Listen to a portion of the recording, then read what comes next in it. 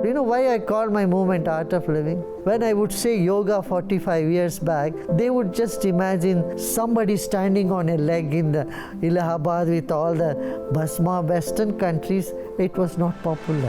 The existential question that all of us grapple with, that who am I? Everybody is born with being somebody, then the journey has to go to nobody, and from nobody to you're part of everybody. Biggest problem in the world is we cling on to our identities. How do you see this new generation shaping up? They're living in a different world. Insomnia, anxiety has taken over our population like anything. Is religion really relevant? Yes, religious fanaticism should be done away with.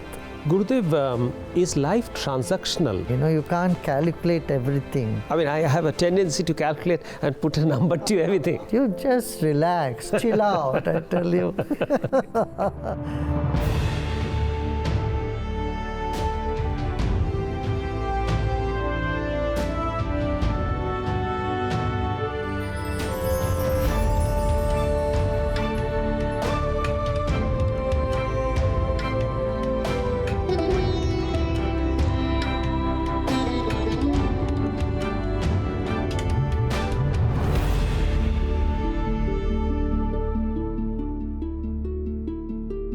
Gurudev, namaskar, and welcome to Duologue. Gurudev, I have been hosting this show for quite some time, and in the beginning I expressed the feelings that I have for my guests. Today my feeling is only one, that I'm feeling extremely blessed. The fact that I am sitting across the table with you and we are going to have a conversation, that itself tells me that I might have done a lot of things correct in my life, and this is a rare privilege for me, Gurudev. Wonderful, Barun. I think that's what we all need to do all the time. We need to feel blessed, because life is a blessing, our breath is a blessing, the world around us is a blessing for us. So when we become more and more aware of all that we have been bestowed with, we can't but feel blessed in life. Yes, and that I could relate with it, because the other side of the coin, when you feel you're not blessed, you start blaming. But as an individual, I have lived my life without blaming anyone. I take a situation, if the situation is acceptable to me, I continue with it, otherwise I leave the place. So today's conversation, Gurudev, would be my intention and my privilege to learn from you. First and foremost, I want to start with a question that, for us, you are Gurudev. And I think the existential question that all of us grapple with, that who am I? I would like to ask what Gurudev thinks, who he is. See, this is a question that every mature person will ask or should ask. Who am I? And this is the journey towards spirituality. See, what is this is science. Who am I is the beginning of spirituality. And one need to explore this more and more. Who are we? Are we the body? No, your body is changing all the time. You are not just the body. Of course, you are the body. And then are you the thoughts? No, thoughts are changing. Are you your concepts and ideas? No, they are changing all the time. Your emotions, they change all the time. So when we go not this with this neti, what our ancient people have always said, that you start negating, then you reach a point where you just become quiet. The question dissolves. This question is like the alum. You know alum? Yes, I know alum. Yep. What alum does, you put alum in water, first it removes all the dust, and then it dissolves itself. It dissolves itself. Similarly, this question, who am I, is like a alum. It just, takes us out of all that identity that we hold on to, and we think we are this, to something which is much, much larger and beyond words to express. So therefore, would you have this answer for yourself? Have you asked it to yourself? I am a very, left-brain person, I keep saying. And all through my life, I've done only management and running organizations, building brands. So I have a tendency of putting things into some kind of a theory, and I know how restrictive it is, which is why that's good. No, that's where I am going to. I'm talking about asking the questions and See, the beauty in our Indian philosophy is we never shun anyone from asking questions. There is an Upanishad called Prashnopanishad. It says ask questions. Even in Gita, you would have seen, he said, after saying everything, now you think it over. If it appeals to you, only then you take it. That means we give so much importance to our intellect, our buddhi. Our highest prayer is, let my intellect be soaked in the truth. Yes, you put it, your words, you put it nicely, that clarity of mind, purity of heart, and sincerity of action. Whatever I try to do, you've just defined it in 3 sentences. If I ever ask, if anybody asks me that, how do you define who you are? My effort would be, I'm just thinking off the feet, that my effort would be that, what is my philosophy? It's all futile. See, whatever definition you give, yes, you are confining the scope of it, because you are restricting who you really are. Listen, you play many roles, right? Yes. You are a father? Yes. You are a father, you are a husband, naturally. Yes. If you are a father, why you are naturally a husband. you are saying, okay, all right. And then you are a son. Yes. Obviously, and you are a brother, you Yes. are a neighbor. You have many roles to play. So life is much more than what we think or brand and label it and restrict ourselves. So is the concept. But then how do I, how do I take that as a learning? Unless and until it is, if it is too amorphous, if it is not crystallized, then it's very difficult for me to fathom it, very difficult for me to understand it and then apply to my day-to-day life. No, you want to crystallize everything, then it becomes too small. I know, but the thing is that if it is amorphous, then I feel a little lost. No, then only you will find. like, let me just say, as I'm thinking, that if I say, who am I, possibly it could be governed by 2 or 3 principles, like what my philosophies are, what I stand for, what my philosophies are, and what I don't like, my boundaries, that these are my boundaries. Beyond this, within this it's acceptable, beyond this it's not acceptable. Like for instance, I would say that telling lies is not acceptable to me. Taking other things which is not rightfully belonging to me acceptable. You have some likes and dislikes. That's not what you are. You are much more than, you are just the energy, you are just the consciousness. And so the space is much more than what it contains. Are you getting what I'm saying? I'm getting. The Western thinking was you identify with the content, but the Oriental is you identify with the space. Okay. You are the space in the pot, and the pot may be half full, half empty, or it has something or doesn't have anything. So when you see yourself as somebody bigger than what you think you are, then the evolution has begun. So I usually, in a very simple sentence, I would say, from being somebody to becoming nobody is the first step in enlightenment. And from being nobody to becoming everybody, it is the second step. So everybody is born with being somebody, that then the journey has to go to nobody. And from nobody to you're part of everybody. So detachment you're talking about, whatever. Not detachment, expansion of your consciousness. Expansion of my consciousness. Normally, again, in our sphere, we say that you are what you do. Our identity in the life that we carry is primarily with the work that we do. So you were saying that that's very limiting. I understand that's very limiting, but that possibly is at an esoteric level. That possibly it's a practical level. If you see your consciousness, how your consciousness is, you are not born an engineer, right? That's something you adopted yourself. But if you think you are an engineer everywhere, you are stuck.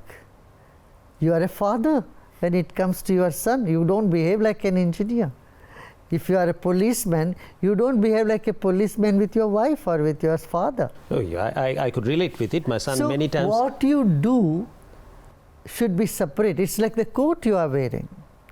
You can wear whatever coat you want to, you know, but you should know that you are much beyond these identities which we take on. You know, the biggest problem in the world is we cling on to our identities. You know, we have several identities. First and foremost, we must know that we are part of one universal energy. If you ask me as a physicist, I would say you are just nothing but quantum energy. Yeah. Right? A physicist will also say you are 35 trillion cells. A biologist will say you are 35 trillion cells. Physicist will say you are just... He'll say my BMI, body mass index. You are just energy, wave function. You are just wave function. What you see is not real. So, first and foremost, we are light. We are energy. The second identity, you can say, we are human beings. Yes, I could relate with it. And third identity, I would say, is, okay, you are a male or a female. And fourth identity we get on to is, okay, you belong to this country or that country. Then you belong to this language or this religion or that religion. When we forget that first and foremost identity, ourselves as just light, as energy, as love, as compassion, then when these identities take over, that's what I call as ignorance. That's where the beginning of fight. Because the moment I identify me, I am somebody, I am a Hindu or I am a Shaivite, Vaishnavite, those who are not that, I don't relate to them anymore. I agree, fully agree, and you reminded me of my son, young age. He often used to say that you're not a CEO at home, so don't act like one.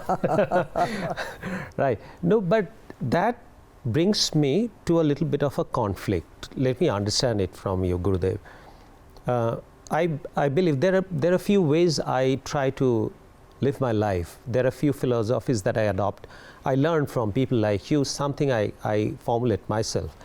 I see that the life, there are a few concentric circles around us. I'm at the middle of the circle.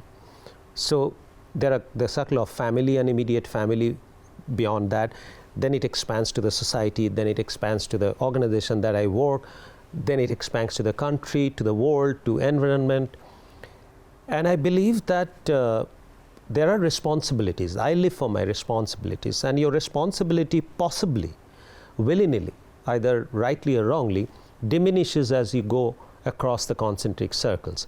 So my responsibility is maximum to my people around me. So, but there I see that there is a conflict, that how do I, if I have a certain amount of time, how do I devote that time? Contrary to what you are saying, my experience is the more when you expand, you have more responsibility. If you say you belong to the whole world and you have the responsibility of the whole world.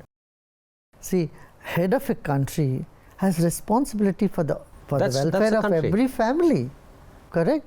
So, similarly, if you are in the spiritual field, if you are a spiritual leader, you have responsibility of so many people. That is what I was coming to when I asked you the first question, that what you have done, you're still going strong. I was saying that I would possibly take 1,000 births to even do a fraction of what you have done. Gurudev, is life transactional?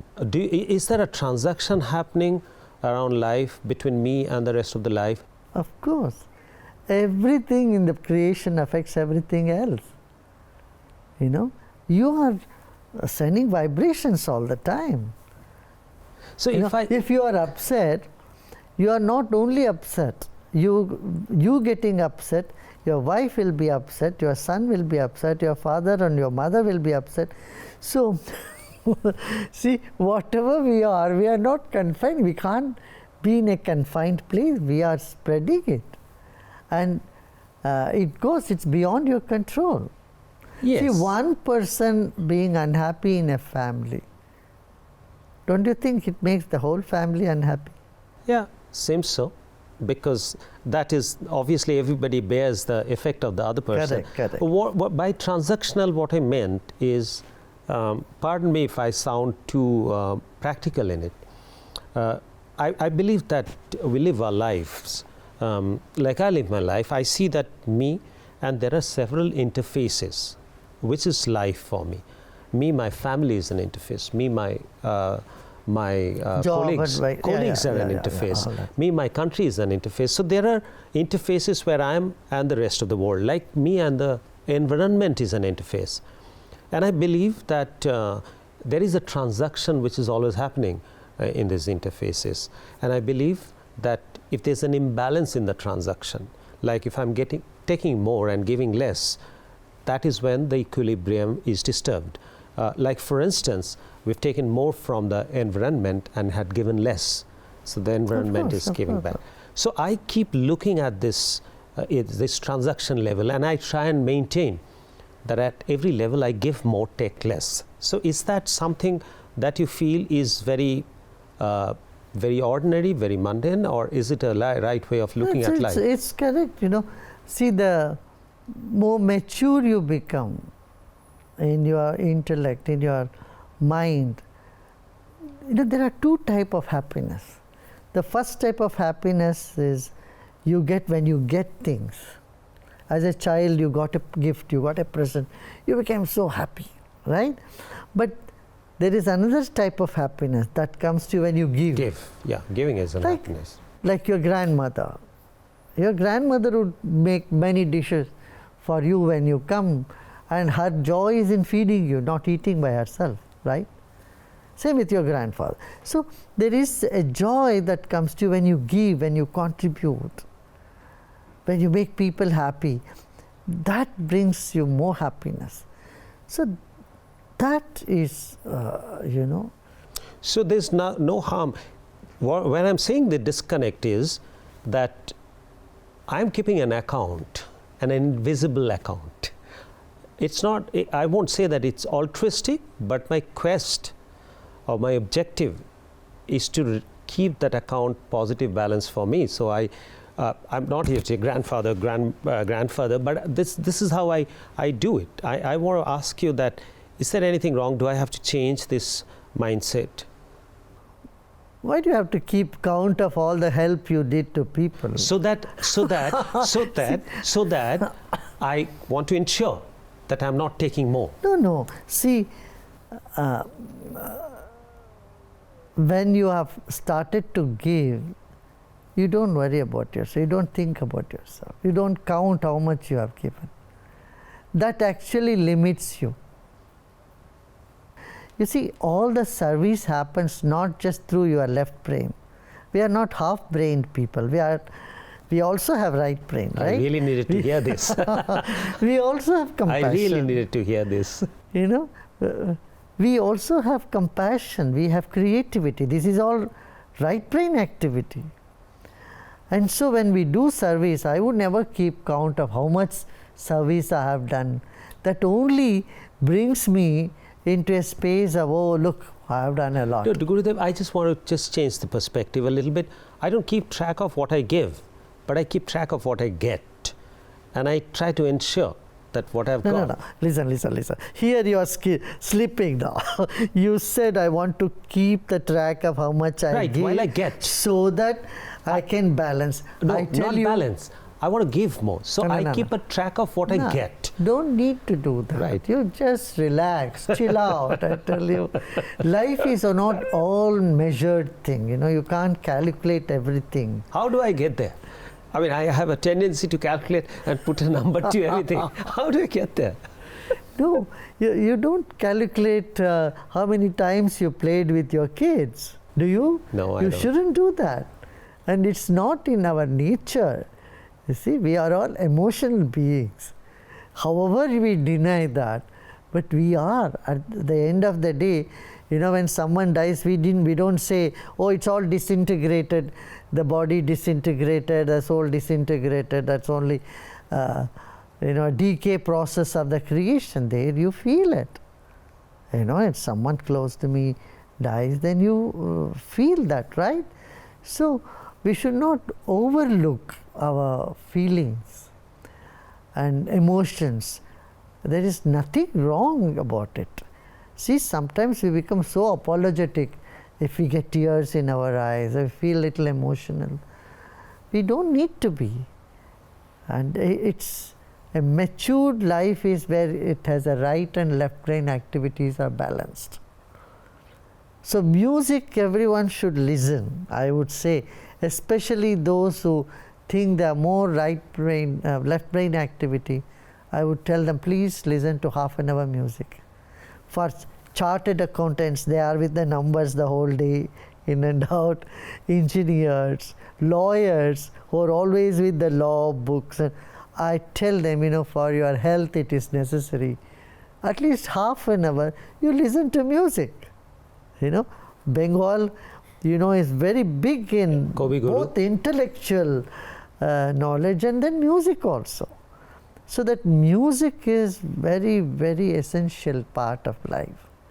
Understand. Gurudev, another confusion that I have always is about tradition and modernity. I've seen that you dip into tradition and Puran quite often.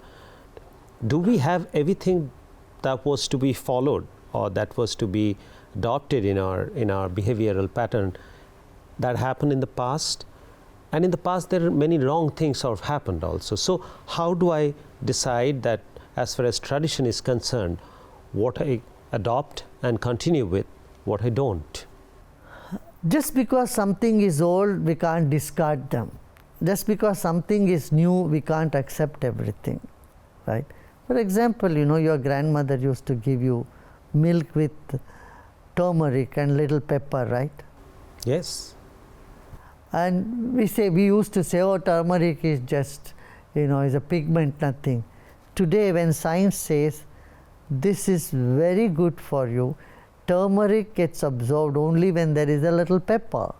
And latte, let's say golden latte, it's become very famous now in America. Mm-hmm. The golden latte, turmeric milk.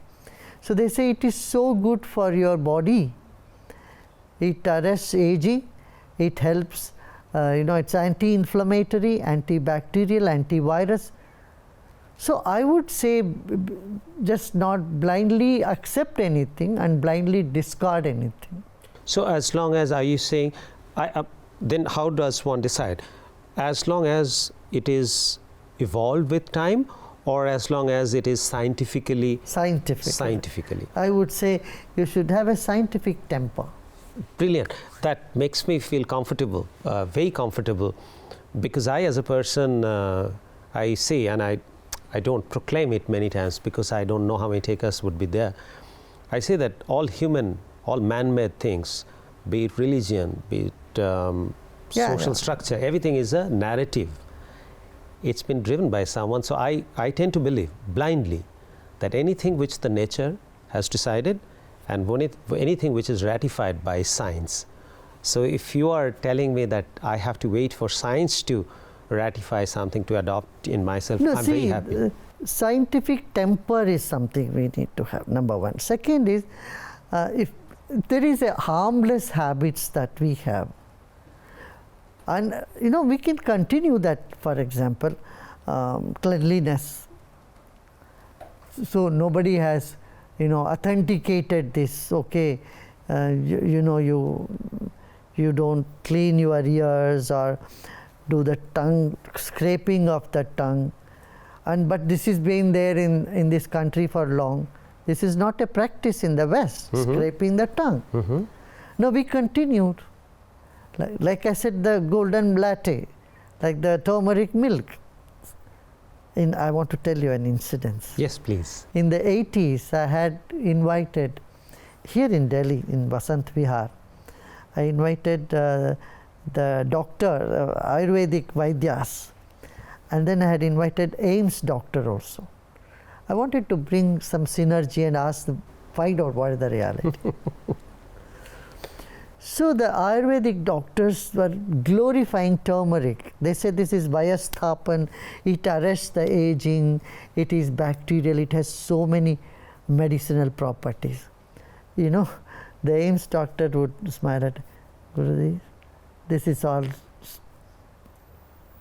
superstitions. Turmeric is just a pigment, it has no value. This is the exact word the director of All India Institute of Medical Sciences of New Delhi said that day. This is in 1980 in the month of March, same March. So from 80 to now, in 40 years, 45 years, things have changed.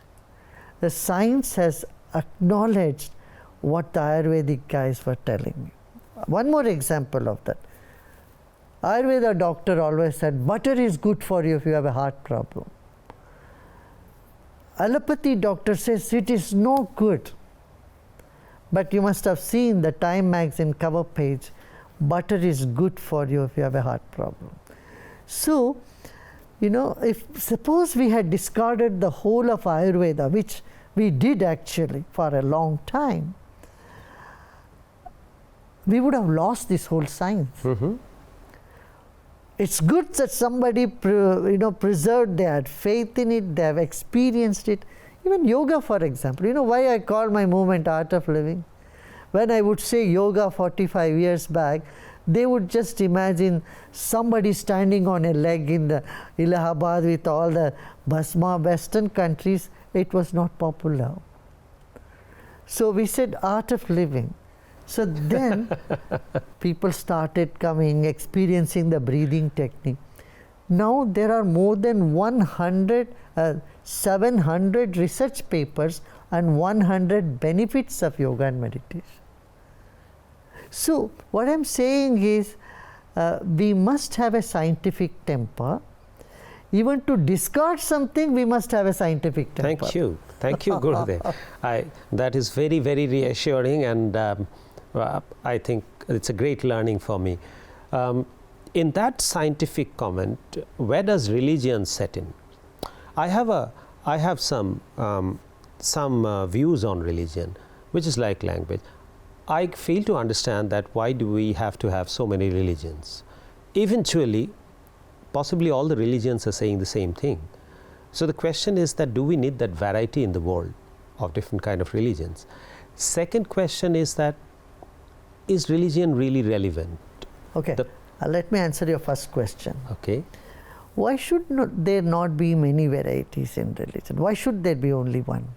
Because it's saying the same thing. No, fundamentally, there should not be any difference. Nature loves diversity. Okay. Nature did not make only potatoes and tell you eat potatoes all your life. It has created so many types of vegetables. Nature loves diversity. That's why there is so many fauna and flora. Gurudev, just one problem with this example is that nature's diversity are not in conflict of interest. What I see in religion diversity, there is a conflict of interest. This is a Western view. In India, there is no such conflict. In Japan, there is no such conflict. You know, once President of America, Nixon, Richard Nixon. Richard Nixon went to Japan, and he wanted to meet religious leaders. He had on one side Shinto priest, on other side Buddhist priest. You know about their story? No, I don't know. I would like to know. So he turned to the Shinto priest and asked him, what is the percent of Shinto followers in Japan? He said 80%. And he turned to the Buddhist monk. 80%. He said 80%. And then he got so confused. He said, how is it possible? And they both looked at each other and they smiled. Yes, it is possible. Out of the 10 religions in the world, the 6 religions of the Far East or East, Shintoism, Taoism, Sikhism, Buddhism, Jainism, Hinduism, there has never been a conflict. They coexisted. Only the 3 religions in the Middle East have always fought many wars. See, we should learn from history. What happened in Russia in the communist movement? They just demolished the churches. Yes. And made swimming pool there. Few years later, what happened? The swimming pool was destroyed and churches came back again. So people need an anchor for their faith. So they need something to hold on to. You take away the simple people, common people. Not everybody is a scientist. See, not everyone thinking in those terms that what we think about. So they need, when they are desperate, when they are lonely, when they feel depressed, they need a place to go to. And that is how religion is still valid, I would say. Yes, religious fanaticism should be done away with. If someone says, only I have the key to the heaven, nobody else, that they are creating hell for everyone else. Yes. What I understand what you are saying, that faith and religion is very intrinsic. It's within me. It becomes fanatism or it becomes intrusive only when you try to express it to outside world or try to influence the outside world. Yeah. You can, your name is by your religion. Your naming ceremony, your marriage ceremony, the way you are cremated or buried, it's all by religion. And there is nothing wrong about it. It can be there. But there is a difference between religion and spirituality. Completely different. Spirituality unites people of all religions. So religion doesn't unite, what you're saying. Yes, that was my discomfort, that religion doesn't unite. No. And spirituality possibly is the only man-made thing other than art and culture which possibly unites people. I fully agree about that. And is there somewhere that we can explain what spirituality is to common people? Like for even me, I would say spirituality is the banana and religion is the banana skin. You throw away the skin, you throw away the banana and holding on to the skin is not going to help you. It will only give you more conflict in life. That's what is happening. So main thing is value, compassion, love, togetherness, broad-mindedness, prejudiceless. Broad-mindedness, prejudiceless, but prejudice and all take us back to the tradition again. Most of the prejudices are manifestation of our tradition, if you see. I wouldn't say all traditions make you prejudiced. But all the prejudices come from tradition. Not just tradition, also scientific prejudice are there. Okay. Technological prejudice is there. But if you see, why many companies, especially the watch companies in Switzerland, how they fell, that paradigm shift. Yes. Because they had prejudice against digital. Like the Kodak camera. Good, yeah. So when the digital thing came, and all because they were not ready to accept it. Gurudev, in the context of religion, I tend to think that while I'm born in a Hindu family, but if somebody asks me, I'll say that I belong to all religion. And again, I need to make things very simple for me so that it's easy for me to follow. I feel that the religion that I follow, there are two prongs approach to it. One is that I'm 100% duty bound. Okay, I'm honest, true to my duties, whatever duties that I have. And the second one is I try and live and let live. Am I missing out anything in this context? Any part of a true living or a fair living that I'm missing out? in this country, what you are saying, I agree what you're saying, I understand what you're saying. In this country, we had this problem with the previous generation, with our generation. The problem is we were feeling so shy and small to proclaim what we are, what our religion is. You know, when people go from here abroad, they would change their names. If they are Krishna, they'll become Chris. So we were made to feel ashamed that our religion is animalistic, it is something downgraded, it's unscientific, it's not the civilized one.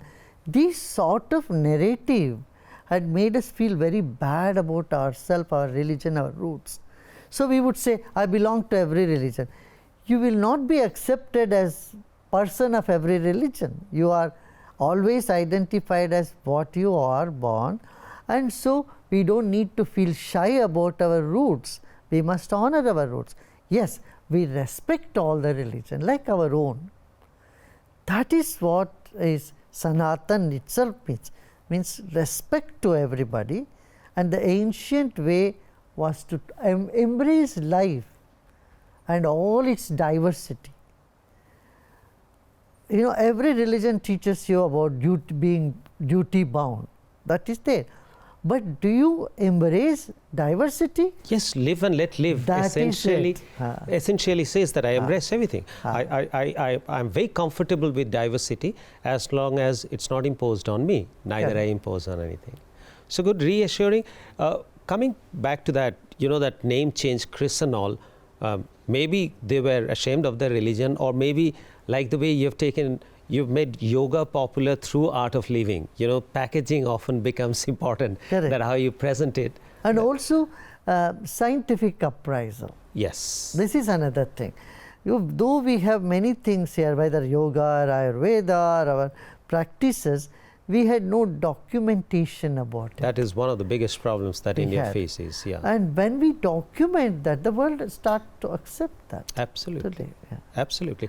Gurudev, this new generation, I feel that I know that how concerned you are about the mental health issues and new generation and their predicaments and their problems. And I also have come to know that meditation is almost like a panacea for that. How do you see this new generation shaping up? My feeling is that they're living in a different world. See, whether the new generation or old generation, today we are faced with the great challenge of insomnia. You're talking to someone who suffers from that also. Insomnia, anxiety has taken over our population like anything. I think that's the reason, very recently on December 6th last year, 193 countries unanimously came together, voted for World Meditation Day. This was not voted by India. It was voted by many other countries. Mexico, Liechtenstein, they came together, they said meditation is needed. You know, so with meditation you are able to get over insomnia, you are able to feel less and less anxiety and tension, all these benefits are there. I fully agree, because I've recently experienced that. I'm pretty late in it, but I fully agree with what we are saying. But how do I mobilize this new generation? You know, the problem that I feel that's looming over the new generation, I might be wrong, the biggest problem that the new generation is having is that the plethora of choices that they have and their exposure through internet. You know, I keep saying that when I was all of 15, I knew that my father knows everything under the sun more than I did, which is not the case. But now your son knows more than everybody else. That's right. When my son was 15, I realized that I don't even know anything about his life, and if he feels that my dad knows nothing, I couldn't complain much. So one is this internet and they become world audience, right? They're dealing with everybody. How do I get to channelize their energy and mind to this? And I'm fully in agreement, and I felt it myself. I experienced it myself, that how meditation can change sleep pattern, how meditation can change the way I deal with difficult situations where I feel helpless. I have felt it of recently. But how do I get this large generation coming to terms with it and experiencing it? And this is what we are doing. We are conducting programs in schools and colleges. The AICT, all the engineering institutions, engineering colleges, they have introduced this in their induction program now. So medical colleges are taking it because medical doctors are so stressed out. 70% of doctors and students who study for medicine are all stressed out.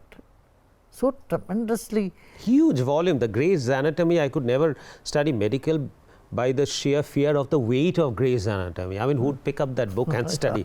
They undergo tremendous stress. Meditation here helps. And then breathing technique. The Sudarshan Kriya, what we are teaching, we are in 145 universities in America alone. And many universities, it is for credit. When the students do the program, they get marks for it. So, same thing in Europe also. About more than 24 universities in Europe are taking these programs. So, and then young people, they love apps. So, I go through to them through apps. So, we have made an app called Sattva app, which is a free app. People can download. I put number of small, short, big meditation in that.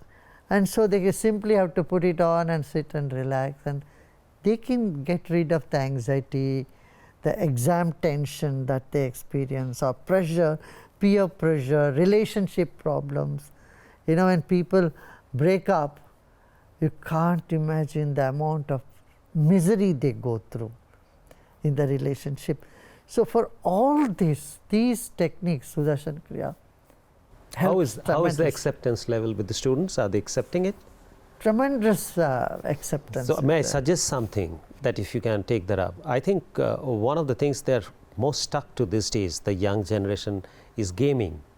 If you can convert this Our whole thing is through games. That's it. When we teach children, young people, I knew this from quite some time. So last 25, 30 years, we are teaching them all this through games. That surely will work. We call it youth empowerment seminar. We call it yes program, because that is making our young people be more strong and happier. We need to take care of the mental health and emotional well-being of our people. That's the key now. If we can take care of that, we can prevent all the suicides that is happening in our highest institutions. You must have heard about Indian Institute of Science. Yes. They removed all the ceiling fan from their hostel rooms. The reason is 6 of their students, which are very difficult to get in, they were hanging themselves. I said, that's not the solution. They can get another thing to come in that. Hope, and there are trees around. You can't cut all the trees. So mental health. Mental health is very important. Very, very, very well accepted, Gurudev. AI is going to be any risk for the society? Obviously, it will be, but how you have? No, I wouldn't see it as a risk, but I say it's a challenge for our creativity. We need to be more creative. Not only creativity, for everything. The onslaught of AI, where something is created, the deepfakes, etc. It's going in a direction. I think it may get out of control. See, any technology, it depends on the user. You can use it for good, or you can use to harm the society. That's why it is necessary to have a moral high grounds in people, ethical values. Ethics should be really implemented, whether it's sports, it's arts or science, anywhere.